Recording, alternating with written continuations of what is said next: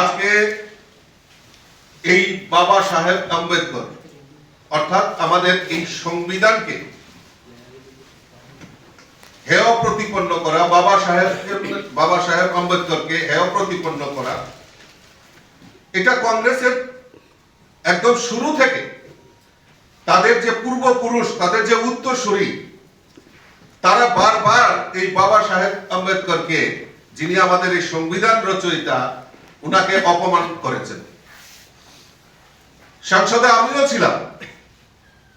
আমাদের স্বরাষ্ট্রমন্ত্রী একদম নির্ভেজাল সুন্দরভাবে বাবা সাহেব আম্বেদকরের যে জীবনী তুলে ধরেছেন এবং তৎসঙ্গে কংগ্রেস বারবার আমাদের এই সংবিধান রচয়িতাকে যেভাবে অপমান করেছেন তার কেচ্ছা তুলে ধরেছেন। এখন বিশ্বে তারা এইগুলিকে কাটিং করে মানুষের সামনে মিথ্যা প্রচার করে ভারতীয় জনতা পার্টিকে হেয় প্রতিপন্ন করার একটা প্রয়াস করছে।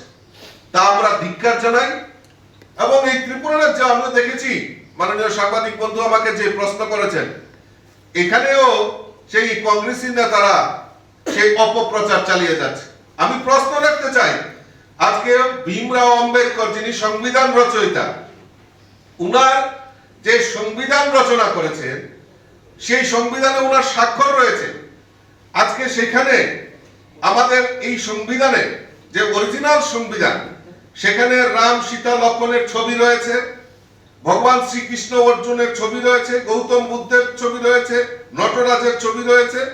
আর এইগুলি যে আমরা সবাই জানি নন্দলাল বসুর আঁকা ছবিগুলি, এবং নেতাজি এবং গান্ধীজিকেও এই সংবিধান থেকে, অরিজিনাল সংবিধান থেকে মুছে ফেলেছেন তৎকালীন সেই সময় জওহরলাল নেহরুর তারা তত্ত্বাবধানে সেইগুলিকে সেখান থেকে বাদ দিয়ে দেওয়া হয়েছে।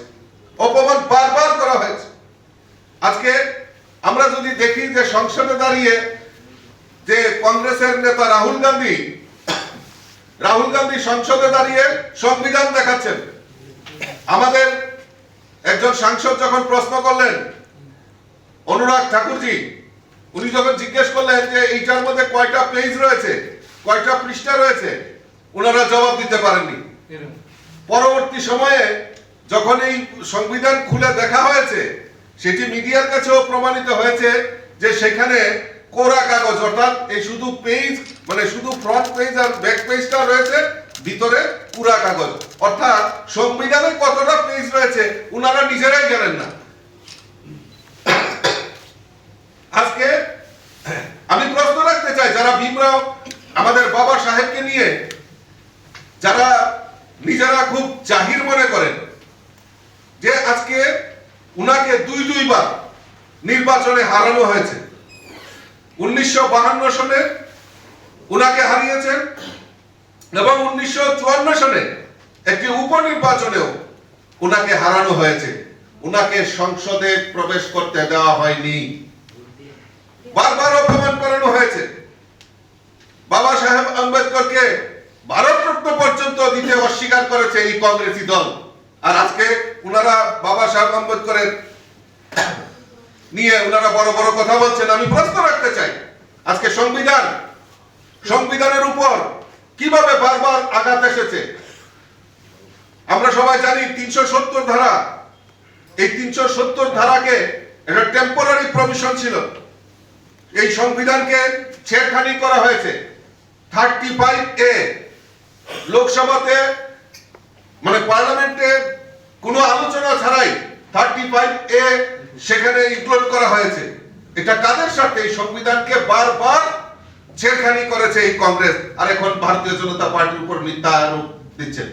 আজকে ভীমরাও আম্বেদকরজি নিয়ে কথা বলছেন।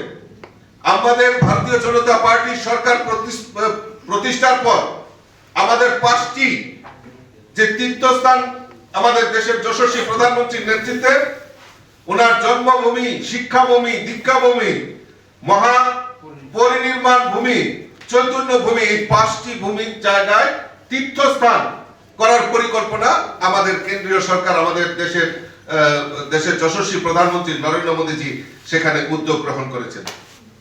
অর্থাৎ আমাদের এবং আপনারা জেনে আরো খুশি হবেন যে আমাদের নির্বাচনী ইস্তেহারও আমরা 14 এপ্রিল আম্বেদকরের জন্মদিনে আমরা সেটা মানুষের সামনে রেখেছি। অর্থাৎ আমরা ভারতীয় জনতা পার্টি এবং আমাদের কেন্দ্রীয় নেতৃত্ব এই ভীমরাও আম্বেদকর জিকে সম্মান এবং শ্রদ্ধা আমরা জানাই।